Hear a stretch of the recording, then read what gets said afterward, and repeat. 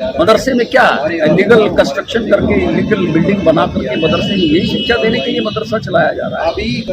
उनका एजेंडा एक ही है कि मदरसों में भी बच्चों को ऐसी शिक्षा दी जाए कि बच्चे वहाँ से जिहादी तैयार हों।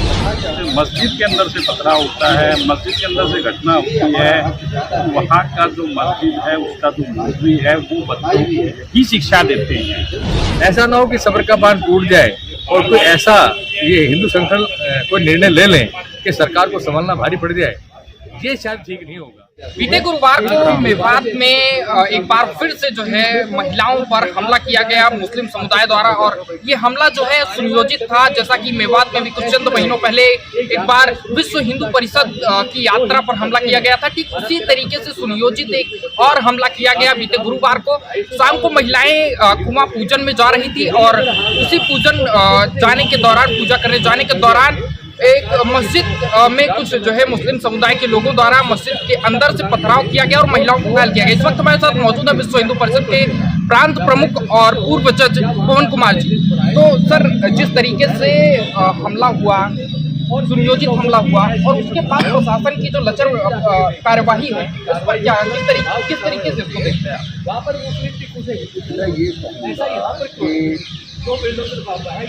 मदरसे से हमला बच्चों द्वारा किया जाना, पत्थर फेंकना, पत्थर मारना, चप्पल मारना, लोहे की रॉड मारना और जाति सूचक जाते वक्त भी महिलाओं को गाली देना, आते हुए भी उनको फिर अटैक करना, ये जिहादी मानसिकता तैयार की जा रही है। ये एक रेगुलर एक वहाँ का चलन बन चुका है कि उनका एजेंडा एक ही है कि मदरसों में भी बच्चों को ऐसी शिक्षा दी जाए कि बच्चे वहाँ से जिहादी तैयार हों। मानवता की शिक्षा का तो कहीं फिर इसमें कोई झलक नहीं मिलती। तो मदरसों में ऐसी शिक्षा दोगे कि आप उनकी किसी दूसरे धर्म की जो महिलाएं हैं, जो दूसरे धर्म की धार्मिक यात्राएं हैं, उनके आयोजन है, पूजा पद्धति है, उन पर आप अटैक करो।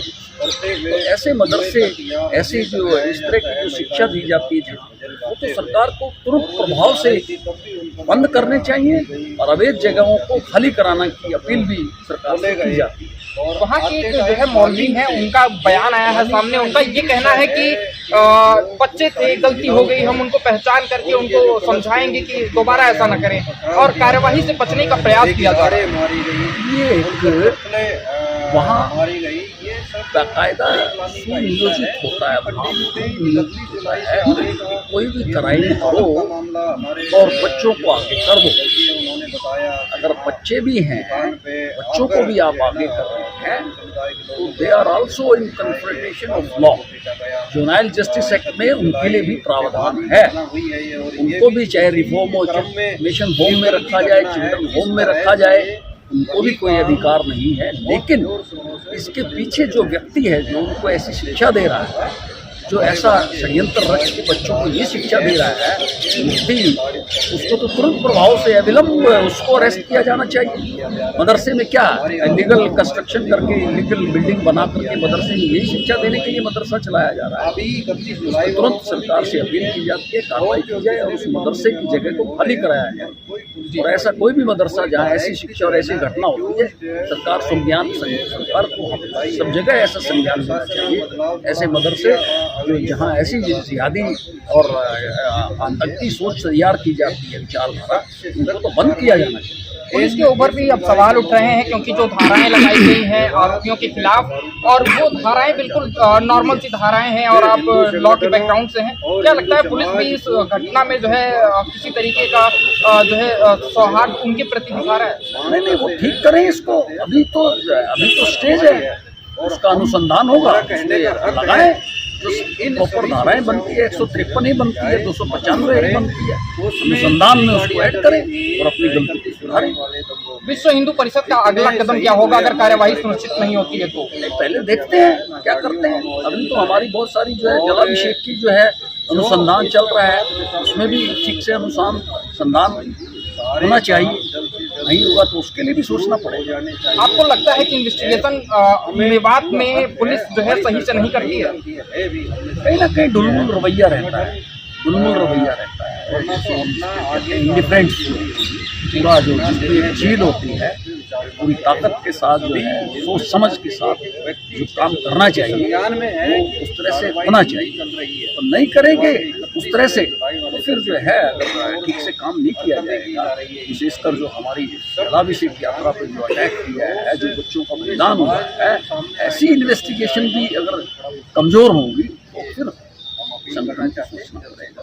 ठीक है, तो ये थे हमारे साथ प्रांत अध्यक्ष जो है विश्व हिंदू परिषद के, जिनका कहना है कि अगर कार्यवाही पुलिस सुनिश्चित नहीं करती है तो फिर हमें कुछ और कदम संगठन की तरफ से उठाना पड़ेगा। वाकई ये गंभीर सवाल है और एक नॉर्मल सी धाराएं जो है वो लगा दी गई हैं और मौलवी का कहना ये है वहाँ के बच्चे से गलती हो गई, हम फिर से जो है उनको समझाएंगे और फिर जो है ऐसी गलती वो कभी नहीं करेंगे। जैसा कि मेवात में लगातार ऐसा होता है, आपको भी पता है, अभी कुछ दिन पहले विश्व हिंदू परिषद की यात्रा पर हमला हुआ था और वहां भी बच्चों को आगे कर दिया गया था और आज भी बच्चों को आगे कर दिया गया है। इस वक्त हमारे साथ विश्व हिंदू परिषद के और भी संगठन के जो है कार्यकर्ता मौजूद हैं और कार्यकर्ताओं के साथ पदाधिकारी भी मौजूद हैं। मैं आपको प्रांत अध्यक्ष से बातचीत कराई। और सर, जिस तरीके से मेवात में फिर एक घटना हुई है, अभी कुछ चंद महीने पहले घटना हुई थी विश्व हिंदू परिषद की यात्रा पर, तो क्या देखते हैं आप? लॉ एंड ऑर्डर जो है वहाँ का बिल्कुल लचर हो गया है। देखिए, लॉ एंड ऑर्डर बिल्कुल मेंटेन नहीं है।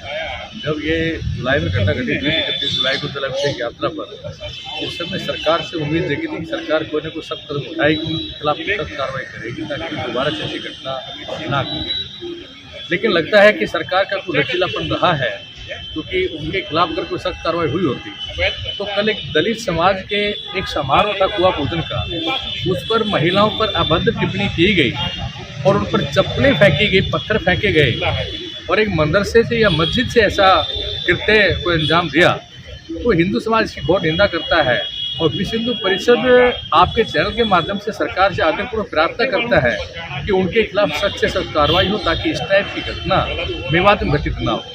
ऐसा ना हो कि सब्र का बांध टूट जाए और कोई ऐसा ये हिंदू संगठन कोई निर्णय ले लें कि सरकार को संभालना भारी पड़ जाए, ये शायद ठीक नहीं होगा।